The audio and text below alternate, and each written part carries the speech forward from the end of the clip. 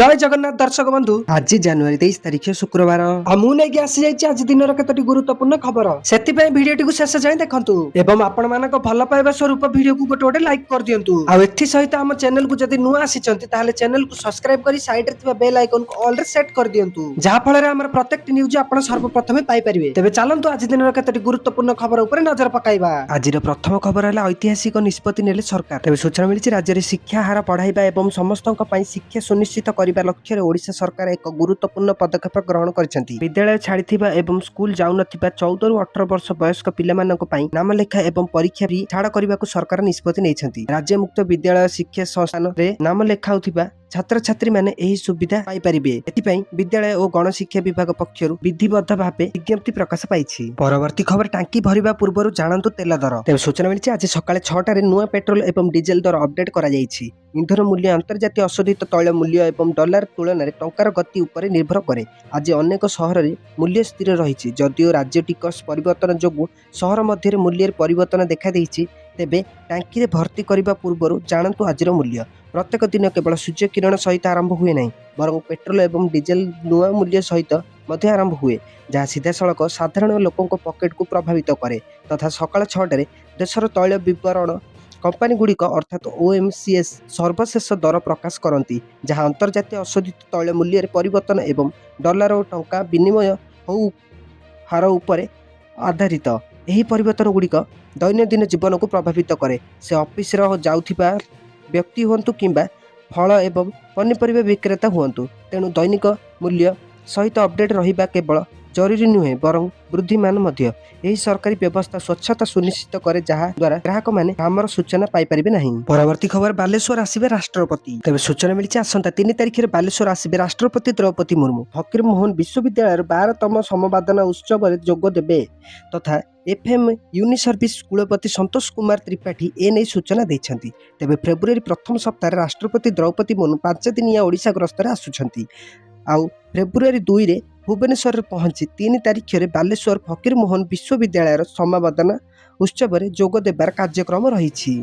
रेमुणा नुआपड़ा स्थित विश्वविद्यालय नूतन कैंपस रे अनुष्ठित हेबाकु थिबा उत्सव में दीक्षांत अभिभाषण प्रदान करिवे।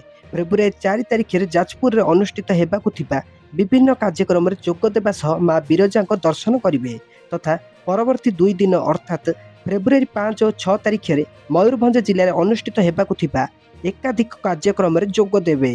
रायरंगपुर ग्रस्त कार्यक्रम मध्य रही।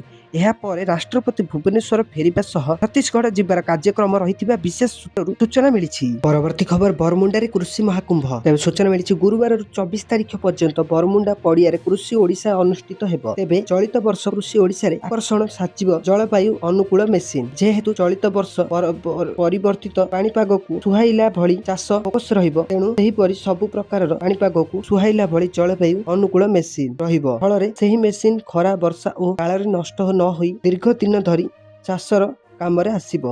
एही कृषि महाकुंभ रे 15,000 रु अधिक चाषी समागम हेबो। एही कार्यक्रम रे प्राय 60 जन जातीय और अंतर्जातीय क्षति संपन्न प्रत्यक्ष वैज्ञानिक वक्ता भावे जोग देबे बोली उपमुख्यमंत्री कनकवर्धन सिंहदेव कहिसेंती। एही 3 दिनिया कार्यक्रम रे 12टी वैषयिक अधिवेशन अनुष्ठित हेबो जहाँ माध्यम रे ओडिशा रे कृषि वर्तमान स्थिति प्रदर्शन करा जिवो। परवर्ती खबर बढ़िला पारद कमिला जाड़। तेज सूचना मिली भुवनेश्वर रे दिन सर्वोच्च तापमात्रा 32.3 डिग्री सेल्सियस छुईछि। 19टी स्थान रे दिन पारद 30 डिग्री ऊपर थिबा बेले सेथिरु 7टी जगह तापमात्रा 31 डिग्री ऊपर थिला। बुधवार दिन झारसुगुड़ा रे दिन तापमात्रा 31.4 पारादीप रे 31.4 भद्रक रे 31.2 पारालाखेमुडी रे 31.2 अनुगुल रे 31.1 Jagatsinghpur 31 degree Sambalpur 30.8 degree Puri 30.7 degree थिला तथा अन्य पटे राति तापमात्रा बढ़ी। गत 4 दिन भितर उपकूल रे राति तापमात्रा 3 डिग्री और अभ्यंतरण रे 7 डिग्री वृद्धि पाई। आ मंगलवार राति रे जीउदगिरी राति तापमात्रा 5.8 सिमिलीगुड़ा 7.6 फुलबाणी रे 9 डिग्री थिला। पाणीपाग विभागर आकलन वर्तमान 4 दिन पर्यंत राति तापमात्रा विशेष परिवर्तन संभावना नहीं।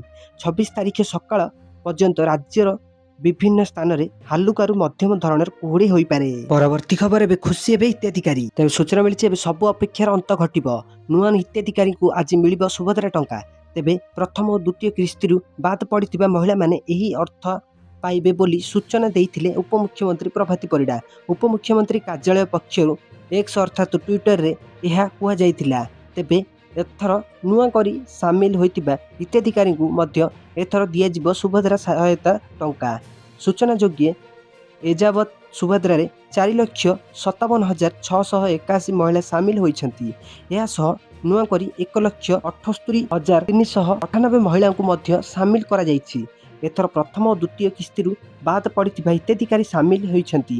2,55,265 ମହିଳାଙ୍କୁ ଏହି ଯୋଜନାରେ ସାମିଲ କରାଯାଇଛି।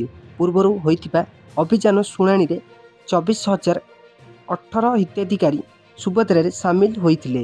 ଏକାବେଳେ ଏମାନେ ସୁଭଦ୍ରା ଯୋଜନାର 2ଟି କିସ୍ତି ଟଙ୍କା ପାଇବେ ବୋଲି ଜଣାପଡ଼ିଛି। ଏହି ଯୋଜନା ଅଧୀନରେ ମୋଟ 315 କୋଟିରୁ ଅଧିକ ସହାୟତା ରାଶି ହିତାଧିକାରୀଙ୍କୁ ଦିଆଯିବ। ପରବର୍ତ୍ତୀ ଖବର ଏବେ ଭାରତକୁ ନେଇ ଟ୍ରମ୍ପଙ୍କ ବଡ଼ ବୟାନ। ତେବେ ସୂଚନା ମିଳିଛି ଡାଭୋସରେ ବିଶ୍ୱ ଅର୍ଥନୈତିକ ଫୋରମକୁ ସଂଶୋଧିତ କରିବା ପରେ ଆମେରିକାର ରାଷ୍ଟ୍ରପତି ଡୋନାଲ୍ଡ ଟ୍ରମ୍ପ ଭାରତ ସହିତ ବାଣିଜ୍ୟ ଚୁକ୍ତି ସମ୍ପର୍କରେ ଏକ ପ୍ରମୁଖ ବିବୃତ୍ତି ଦେଇଛନ୍ତି। ସେ ପ୍ରଧାନମନ୍ତ୍ରୀ ନରେନ୍ଦ୍ର ମୋଦିଙ୍କୁ ପ୍ରଶଂସା କରିଛନ୍ତି ଏବଂ କହିଛନ୍ତି ଯେ ଆମେରିକା ଭାରତ ସହିତ ଏକ ମହାନ ବାଣିଜ୍ୟ ଚୁକ୍ତି କରିବ। ସେ କହିଛନ୍ତି, ମୁଁ ଆପଣଙ୍କ ପ୍ରଧାନମନ୍ତ୍ରୀଙ୍କ ପ୍ରତି ବହୁତ ସମ୍ମାନ କରେ।